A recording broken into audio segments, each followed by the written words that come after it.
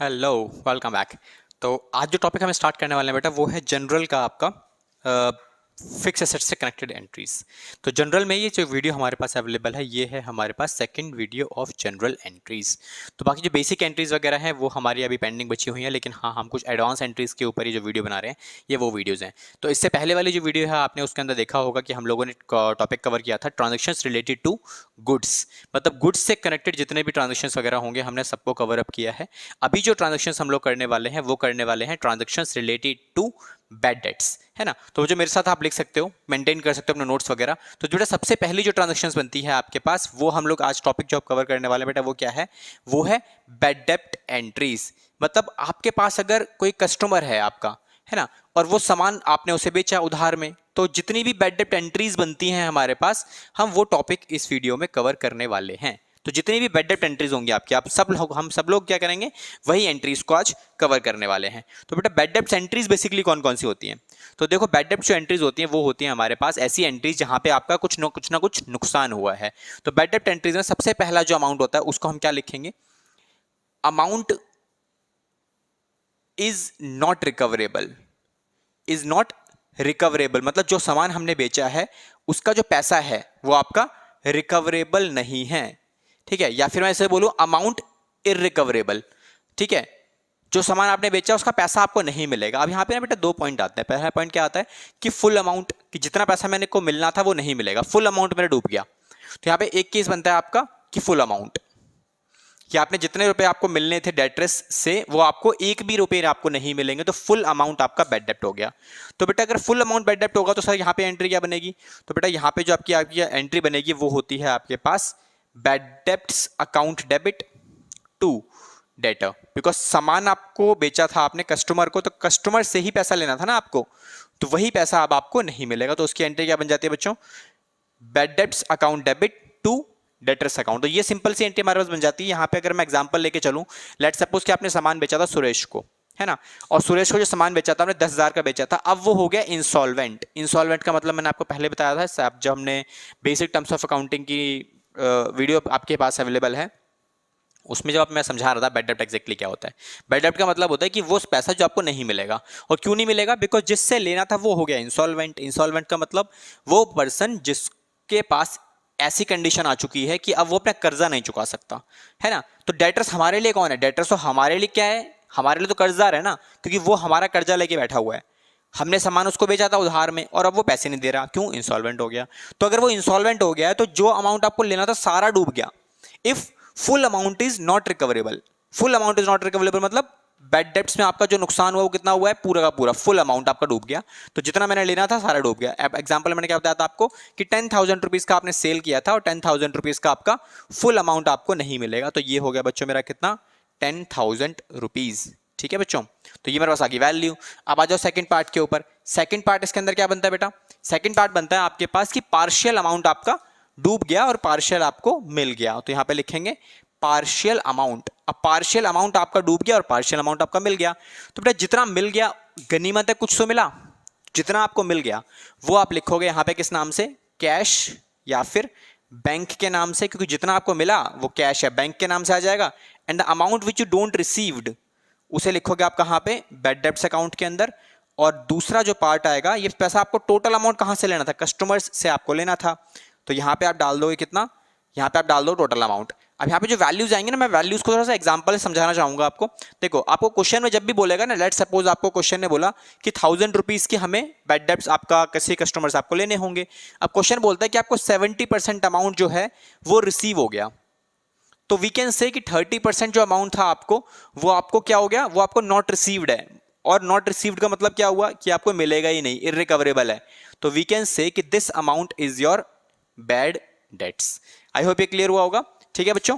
तो अब इस पॉइंट को ना, जो 70% वाला पॉइंट है ये वाला, ये वो किस तरीके से लिख के दे सकता है, वो कभी कभी आपको ना ऐसे लिख के देगा कि 70 पैसा इन अ रुपी, मतलब 75 पैसा, 75 पैसे इन अ रुपी, पैसे इन अ रुपी, मतलब 1 रुपए में से आपको 75 पैसे मिल चुके हैं। इसका मतलब सिंपल सा होता है बेटा 70%, है ना। अगर बोलेगा 60 पैसे इन रुपी, उसका मतलब होता है 60%, 40% इन रुपी मतलब 40% की बात कर रहा है ना। तो जितना वो बोलेगा इसका मतलब परसेंटेज की बात कर रहा है यहाँ पे, तो 70% मतलब 70 पैसे इन रुपी, तो इतना पैसा आपको मिल गया। अब मैंने एग्जाम्पल में क्या लिखा था यहाँ पे कि 1000 रुपीज आपको लेने थे बच्चों, और आपको कितना मिल चुका है, आपको 70% मिल गया। तो जितना आपको मिल गया उतना अमाउंट आप कहाँ रिकॉर्ड करोगे, यहाँ रिकॉर्ड कर लोगे, कितना 700 रुपए।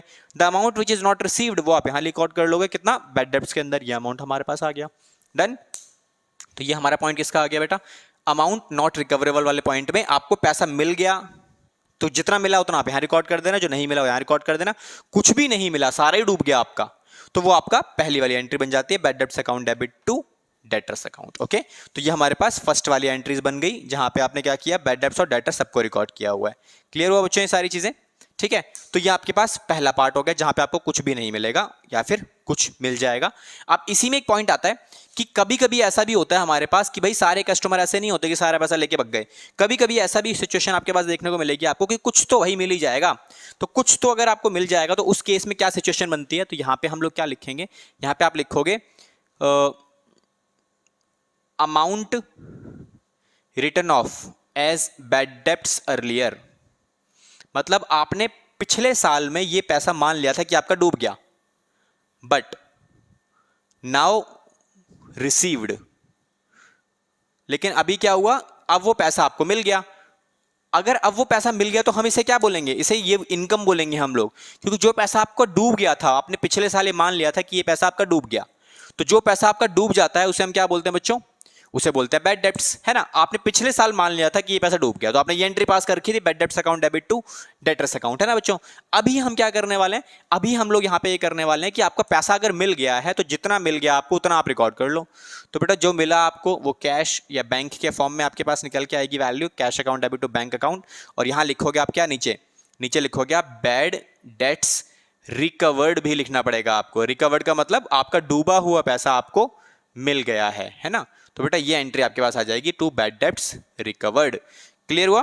तो ये हमारे पास कुछ केसेस बनते हैं बैड डेब्ट्स की ट्रांजैक्शन से कनेक्टेड, जो आपको अपने पास ध्यान में रखने हैं, ठीक है बच्चों।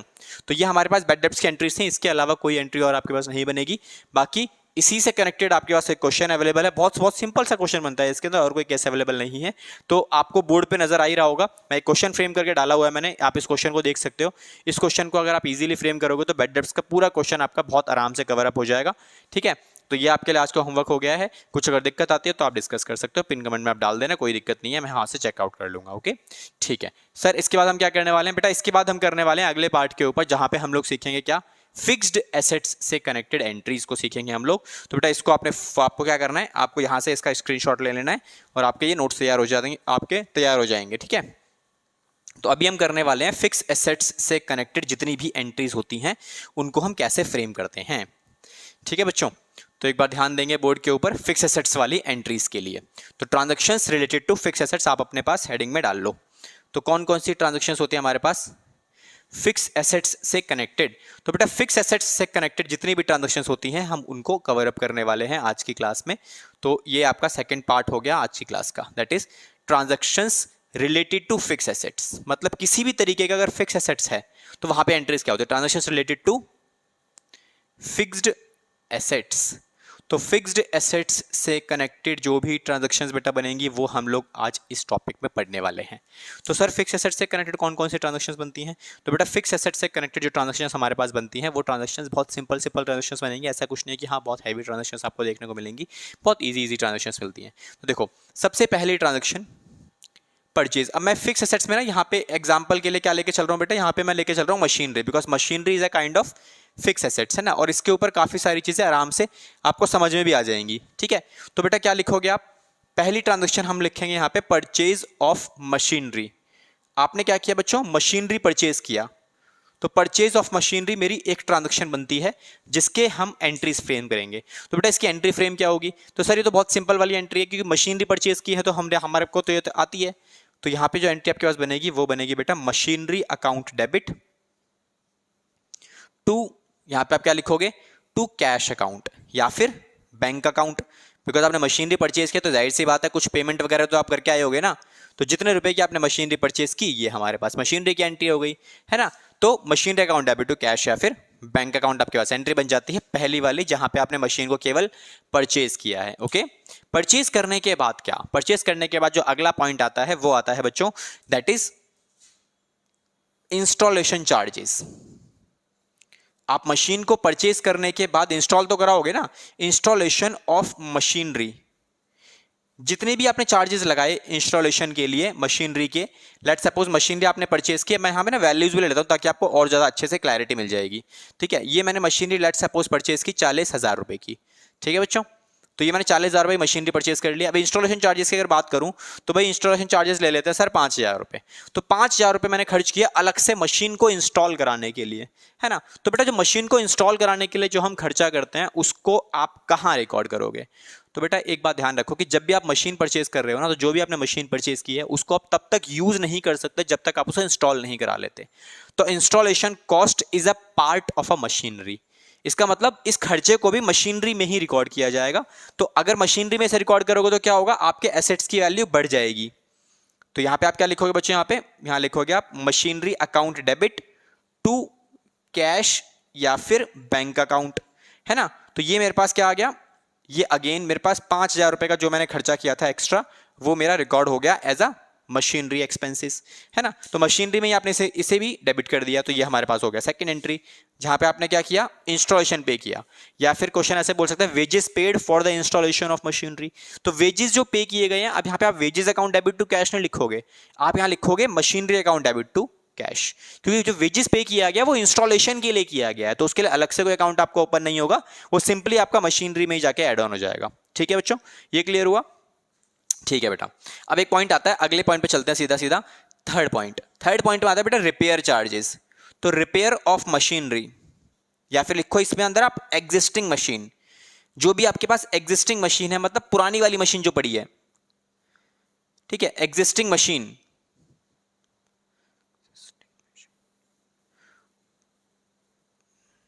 तो recording of existing machine, existing machinery के ऊपर अगर आप कोई खर्चा कर रहे हो तो वहां पर जो खर्चा आप कर रहे हो उसका खर्चा कहां रिकॉर्ड होगा।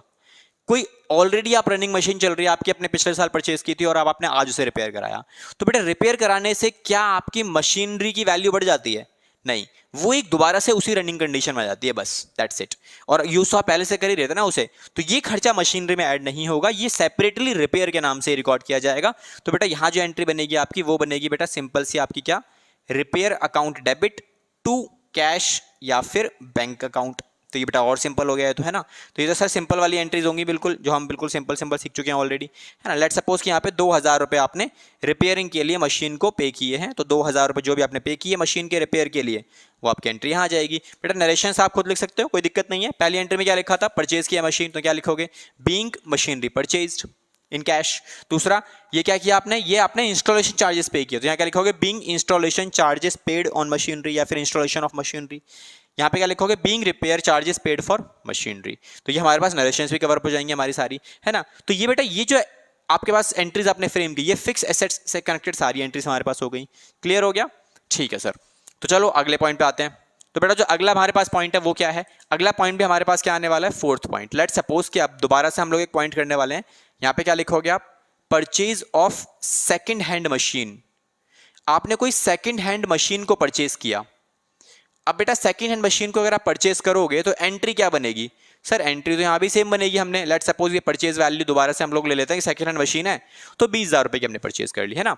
तो 20,000 की मशीन जो हमने परचेज की, उसमें जो एंट्री आपके पास फ्रेम होगी वो क्या होगी बच्चों, सेम एंट्री बिल्कुल, कि यहाँ पे आप मशीनरी में सेकंड हैंड वगैरह कुछ नहीं लिखोगे, आप सिंपल लिखोगे machinery account debit to cash या फिर बैंक अकाउंट। तो ये हमारे पास हो गई पहली एंट्री। तो कैश या फिर बैंक अकाउंट में आपने पे किया और मशीनरी आपने परचेज की, तो मशीनरी डेबिट होगी because machinery is an assets, है ना बच्चों। तो ये हमारे पास हो गई कौन सी एंट्री, फोर्थ एंट्री, जहां पर आपने मशीन को परचेज किया। अब आ जाओ अगले पार्ट के ऊपर। अगला पार्ट क्या बेटा, अगला पार्ट है आपके पास फिफ्थ पार्ट। फिफ्थ पॉइंट में क्या लिखा हुआ है कि आपने क्या किया, कार्टेज पे किया, cartage paid on purchase of machinery. जब आपने मशीनरी को परचेज किया उसी टाइम आपने कुछ कार्टेज पे किया, क्योंकि मशीनरी को घर तक भी तो लाना पड़ेगा ना। तो जिस दिन आपने लेके आए उसी दिन आपने कार्टेज पे किया, कितने रुपए का, यहाँ पे 200 रुपए का लेट सपोज आपने कार्टेज का अमाउंट पे किया है मशीनरी के लिए, जो भी आपने मशीन परचेज की उसके लिए। ठीक है बच्चों, तो ये हमारे पास क्या हो गया, मशीनरी का कार्टेज पेड। तो बेटा मशीनरी को जब आप परचेज कर रहे हो, परचेज करने के बाद घर तक जब तक नहीं लाओगे, आप एक बात ध्यान रखो हमेशा कि मशीनरी को खरीदने से लेके जब तक आप वो यूज करने के लायक नहीं बन जाएगी, तब तक के सारे खर्चे, है ना। लेट सपोज आपने क्या किया, आपने मशीनरी को परचेज किया, तो परचेज करने से लेके जब तक वो यूज फॉर्म में ना आ जाए तब तक के बीच के सारे खर्चे, यहां से लेके यहां तक के खर्चे, चाहे यहाँ पे इसमें आ रहा है कार्टेज आपके पास आ गया, इसके अंदर आपका इसमें इंस्टॉलेशन चार्जेस इसके अंदर आपके पास आ जाएंगे, या फिर आपके पास कोई ब्रोकरेज वगैरह अगर आपको पे करनी पड़ रही है इस मशीन को परचेज करने के लिए, तो वो भी आपके पास इसके अंदर आ जाएगी। आपके पास है ना वेजेस वगैरह पे करने पड़े इंस्टॉलेशन के, वो भी इसी में आ जाएंगे। तो इसका मतलब ये सारे खर्चे जो हैं, ये सारे खर्चे आपके उस पर्टिकुलर मशीन का ही पार्ट बनेंगे, क्योंकि इन खर्चों के बिना आप अपनी मशीन को परचेज तो कर लोगे लेकिन यूज नहीं कर पाओगे, तो ये खर्चे भी आपके मशीन का ही पार्ट है। क्लियर है। लेट्स सपोज कि आपने ऐसा एग्जांपल मैंने क्या लिया था, यहाँ पे ये मैंने 40,000 की मशीनरी खरीदी, उसके बाद मैंने कार्टेज के नाम पे मैंने कितना पे किया, मैंने कार्टेज के नाम पे सर 200 रुपए पे किया, इंस्टॉलेशन के लिए मैंने 2,000 पे किए, ब्रोकरेज मैंने दे दिए 300 रुपए के, फिर मैंने वेजेस अलग से पे किए 5,000 रुपए के। तो बेटा मेरे मशीनरी की कॉस्ट क्या हो गई, मेरी मशीनरी की कॉस्ट हो जाएगी 40, 42 और 47 और 47,500 रुपए। तो मशीनरी कॉस्ट हो गई मेरी यहाँ पे 47,500 रुपए की। ये क्लियर हुआ। तो इसका मतलब जिस दिन आप मशीनरी खरीद रहे हो उस दिन से लेके जब तक आप उसे यूज नहीं करने के लायक बना लोगे तब तक के सारे खर्चे आपके मशीनरी में ही रिकॉर्ड होंगे। मतलब एक ही एंट्री बनेगी आपकी हर बार, that is machinery account debit to bank या फिर कैश। अगर आपने कैश से परचेज किया तो कैश, चेक से परचेज किया तो बैंक डाल देना। क्लियर हुआ। ठीक है। अब बेटा सेकंड पॉइंट पे क्या लिखा है मैंने आपको, यही पॉइंट है ये वाला same, cartage paid on machinery purchase और परचेज ऑफ मशीन 200, मतलब इसी मशीन को परचेज किया आपने और इसी पर आपने क्या किया, कुछ कार्टेज पे किया, है ना। तो बेटा उसकी एंट्री क्या बन जाती है, सिंपल, कार्टेज नहीं आएगा बेटा, यहाँ पे क्या आएगा, मशीनरी अकाउंट आएगा आपका, कि आपने मशीनरी को परचेज किया और उसको घर तक लाने के लिए कुछ खर्चा किया। तो machinery account debit to cash account, छोटा सा अमाउंट है, बैंक अगर गिवन होगा तो बैंक डाल देना, अदरवाइज हम कैश में ही छोटे छोटे अमाउंट्स को पे किया जाता है। ठीक है बच्चों, आई होप ये टॉपिक क्लियर होगा आपको। इसके बाद एक एंट्री और आ जाती है आपके पास मशीनरी के लिए। अब यहाँ पर मैं क्या करने वाला हूँ, यहाँ पर मैं लिखने वाला हूँ रिपेयर चार्जेस, दोबारा से एक बार, है ना, repair of second hand machine purchased. जो भी आपने सेकेंड हैंड मशीन परचेज की है उस मशीन को रिपेयर भी करवाया आपने, second hand machine purchased, second hand machine, repair of second hand machine, जो भी आपने खरीदी है उसको रिपेयर करवाया। लेट सपोज आपने 2,000 रुपए में रिपेयर करवा लिया। अब सेकेंड हैंड मशीन को जब आप रिपेयर करा रहे हो, कब रिपेयर करा रहे हो, यहां पे एक पॉइंट लिख लो आप, सेम डेट को। अगर आपने खरीदा और खरीदते ही आपने रिपेयर करा लिया, इसका मतलब क्या हुआ कि आपने जो रिपेयरिंग कॉस्ट लगाई है वो उस मशीन को इसलिए लगाई है क्योंकि सेकंड हैंड मशीन है, पुरानी मशीन है, क्या पता खराब पड़ी हो, आपको रिपेयर कराना पड़ेगा। तो रिपेयरिंग कॉस्ट क्यों लगा रहे हो आप, ताकि उस मशीन को यूज कर सको। अगेन ध्यान देना, परचेज करने से लेके यूज करने तक, बिकॉज सेकंड हैंड मशीन आप डायरेक्टली यूज नहीं कर सकते अगर खराब है तो आपको उसे यूज करने की कंडीशन में लाने के लिए बीच में रिपेयरिंग कॉस्ट भी आ जाती है। तो वो रिपेयरिंग कॉस्ट भी हमारी किस में ऐड हो जाएगी बच्चों, वो रिपेयरिंग कॉस्ट भी आपकी मशीनरी में ही ऐड हो जाती है अगर सेम डेट पे रिपेयर है तो। हाँ, जब आपने परचेज किया तब वो चल रही थी, लेकिन 2-3 महीने के बाद खराब हो गई, फिर आप उसे रिपेयर करा रहे हो, देन वो यूज करने के बाद खराब हुई है, यूज आप कर ही रहे हो ना, लाइक आपने आज मशीन खरीदी, आज रनिंग कंडीशन में है, चला रहे हो, प्रोडक्शन कर रहे हो, कोई दिक्कत नहीं है, लेकिन कुछ पर्टिकुलर टाइम के बाद खराबी आ गई, अब आप उसे रिपेयर करा रहे हो, तब वो एंट्री आ जाती है इस वाली एंट्री में, तब वो ये वाला सीन बन जाता है आपका, क्योंकि वो कौन सी मशीन बन चुकी है, वो अब वो एग्जिस्टिंग मशीन बन चुकी है जो आप यूज कर रहे थे, लेकिन अभी वो एग्जिस्टिंग मशीन नहीं है, अभी आपने उसे नया नया परचेज किया है तो आपको उसे रिपेयर कराना पड़ेगा। तो in that case machinery account debit to cash account आप यहाँ पे मेंटेन करोगे, अगर चेक दिया हुआ है तो बैंक अकाउंट आप मेंटेन कर लेना। तो ये हमारे पास एंट्री बन जाती है बच्चों, है ना। तो 2,000 और 2,000 रुपए, क्लियर हुआ। ठीक है सर, एक एंट्री बेटा और आती है इसके अंदर, बेटा को फिक्स एसेट से कनेक्टेड जितने भी क्वेश्चंस बनते हैं ना आपके पास, उसमें एक एंट्री पॉइंट जरूर बनेगा आपका, दैट इज डेप्रिशिएशन। तो बेटा डेप्रिशिएशन के टाइम पे एंट्री क्या बनती है, तो यहाँ पे आप क्या लिखोगे, depreciation on fix assets, on fix assets, जो भी आपने एसेट्स परचेज कर रखे हैं। अब यहाँ हम फिक्स एसेट्स में क्या लेके चल रहे हैं बेटा, मशीनरी लेके चल रहे हैं, तो यहाँ पे आप क्या लिखोगे, मशीनरी ही लिखोगे ना। तो मशीनरी अकाउंट डेबिट ये आपने डाल दिया इधर, तो जैसे आपने मशीनरी अकाउंट डाला कि वो ऊपर क्या लगाया बेटा, आपने डेप्रिसिएशन लगाया, तो सर यहाँ पे एंट्री क्या होगी, तो बेटा यहाँ पे बहुत सिंपल एंट्री होने वाली है। तो एंट्री क्या करोगे आप, यहाँ पे जिसके ऊपर डेप लगा उसकी वैल्यू कम हो जाएगी आपकी, एंड डेप्रिसिएशन मैंने आपको पहले ही बताया था कि डेप्रिसिएशन एक खर्चा है, तो खर्चा है तो डेबिट ही होगा ना, क्योंकि expenses are meant for debit, क्योंकि रियल अकाउंट आपके नॉमिनल अकाउंट के हिसाब से चलता है आपके एक्सपेंसेस। तो depreciation account debit, and due to depreciation उस पर्टिकुलर एसेट्स की वैल्यू में कमी आती है। हर साल आपकी कमी होनी है ना, तो यहाँ पे हम एग्जांपल कितना लेने वाले हैं, वैल्यू पे डैप कितना लगा बेटा आपका 4000 का डैप लग गया, तो जितने का डैप लगा आप उतना रिकॉर्ड कर लोगे, यहाँ पे 4,000 रुपए का डैप लग गया आपका। ठीक है बच्चों, तो आई होप फिक्स एसेट से कनेक्टेड जितनी भी एंट्रीज हमने फ्रेम की आज की क्लास में ये आपको अच्छे से समझ में आई होंगी, आप इनको नोट कर सकते हो। ठीक है, मैंने विद वैल्यूज जरूर यूज किया है ताकि आपको ज्यादा अच्छे से क्लैरिटी मिले फिर आपको एंट्रीज को समझने के लिए, है ना। तो अभी हम क्या करने वाले हैं, अभी इसी से कनेक्टेड अगर आप क्वेश्चन देखना चाहते हो तो क्वेश्चन आपकी स्क्रीन पर नजर आ रहा है, आप इस क्वेश्चन को देखोगे और आप इस क्वेश्चन को इजीली फ्रेम कर पाओगे। अगर आपको टॉपिक क्लियर है, नहीं समझ में आया तो दोबारा से देख लीजिएगा, एक बहुत इजी टॉपिक है, आपको आराम से समझ में आ जाएगा। ओके, तो इस वीडियो में इतना ही हम कवर करते हैं। नेक्स्ट वीडियो में हम चलेंगे अपने नेक्स्ट टॉपिक के पास, जिसके अंदर बहुत इंपॉर्टेंट टॉपिक होने वाला है, that is transactions related to bank, मतलब बैंकिंग ट्रांजेक्शंस को हम लोग पढ़ने वाले हैं। ओके, सो मिलेंगे अपने नेक्स्ट वीडियो में। आज का होमवर्क आपकी स्क्रीन पे अवेलेबल है, इसको आप कवर कर लीजिएगा। तो मिलेंगे नेक्स्ट वीडियो में। Thank you so much and all the best.